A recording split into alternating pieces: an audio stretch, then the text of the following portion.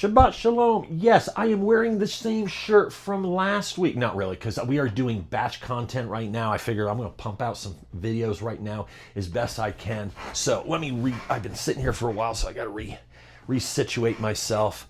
We are on tip number 4 of the apartment and small space beginners tips. Tip number 4, lights and power backup. You need to have a blackout-ready kit. That would include backup chargers for your electronics. Trust me on that one. You want your iPhone working, you want your minis, your iPads, stuff like that, because you can sometimes communicate even in a blackout. Also, there are some ham radios that you can charge via a backup system. That way you can keep your ham radios charged. I am a huge fan, and I don't have it near me, and I'm not going to go dig it out. I like Anchor. I like Anchor cell phone backups. They have wonderful, wonderful products. I use the Anchor backups all the time. In the description, you'll find some links to the Anchors that are my favorite, that I like to use and that I keep on me for backups and stuff. For household, I am at a crossroads. I don't know if I want to go with Jackery or blackout-ready. And I really like the blackout-ready, but Jackery's got a really solid sturdiness. I know someone that left theirs outside for a full year in the rain, the snow, and everything, and it still works. It handles. The words spit them out. That's a true test.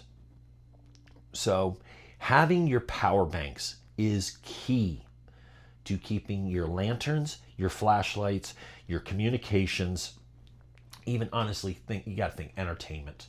We're in a blackout. There's no power.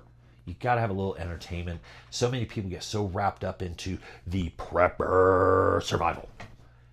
You got to bust out some playing cards, man. Play some poker. What do you call that? Texas Hold'em.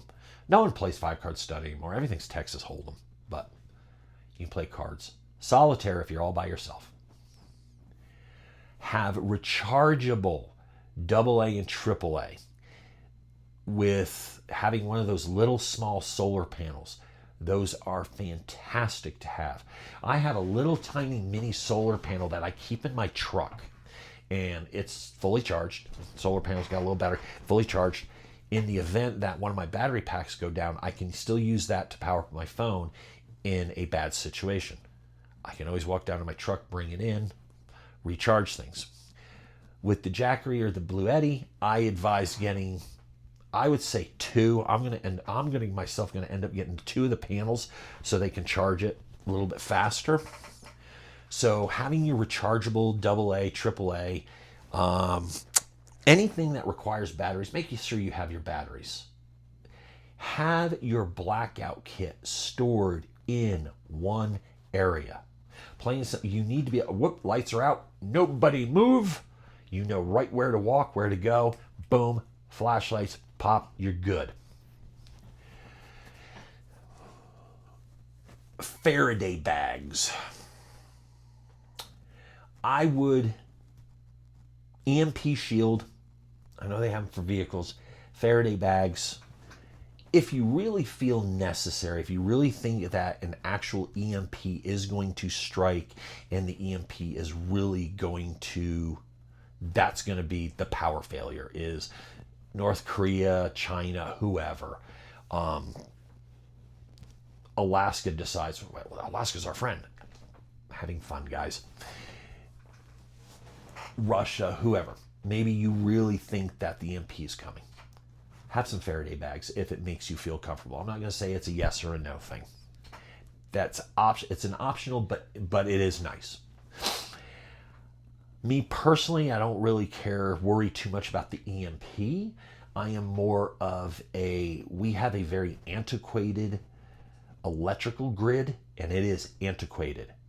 We have tech companies building data centers and AI and they want all the power. Think Kylo Ren, more when it comes to power. If we do not as a nation start rebuilding this grid, we're not going to have power. It's not a matter of if, it's a matter of when. So your tip number 4 for lights and backups, that is a crucial one. That's why it's number 4. You got water, you got food, you got lighting. The number 1 was your area study. You want to know the dangers of your area. Because if you're a ground zero, you need to be out of the area. You know, you got to pack. You have to bug out in that situation. Most of the times, you can bug in, and you should. It's where all your things are. Don't leave the protection of the castle walls. Okay, you do not have professional resupply. You don't have access to. Well, you might. I don't have access to resupply. So if I go on foot, I dwindle as I go. I lose things because they're not replaced. That's what we need to keep in mind with the whole concept of bugging out. That's why if you're bugging out, you have to have a location, and that location should be well supplied. That's a totally different topic. Let's go back to power and lights. You need to have your lights, power backups. Power backups are great you can hook up, depending on your power bank, you could hook up a small little electric stove. Be careful with your coffee machines, because some coffee machines or air fryers, they take about 1200 watts to run. So check your wattage on the stuff you want to run, so you know your battery backup system will run. In an apartment, you're probably not going to be hitting up a gas generator or anything like that. You're going to be using a little mini Jackery or Blue Eddy. I think even Anchor. I think I've seen that Anchor has some actually like household power banks where you can run AC, fans, stuff like that. These are things to take into consideration for blackouts. You can also test your ability in a blackout. Do the blackout test. On a Friday evening, go to your main power, boom, flip that switch, turn it off. Turn off your main breaker for a weekend. Not just for an hour, for a whole weekend. That right there will help you discover what you need and where the holes are and what you need to fix. Okay? So we're going to wind it up right there. So I'm the Wyco Nomad. Thank you again for watching the Apartment Beginner's Guide. Let's call it by its real name. The 10 beginner tips for apartment prepping. A quick start guide for urban survival. It's almost like this might be coming out as a PDF file that you can download.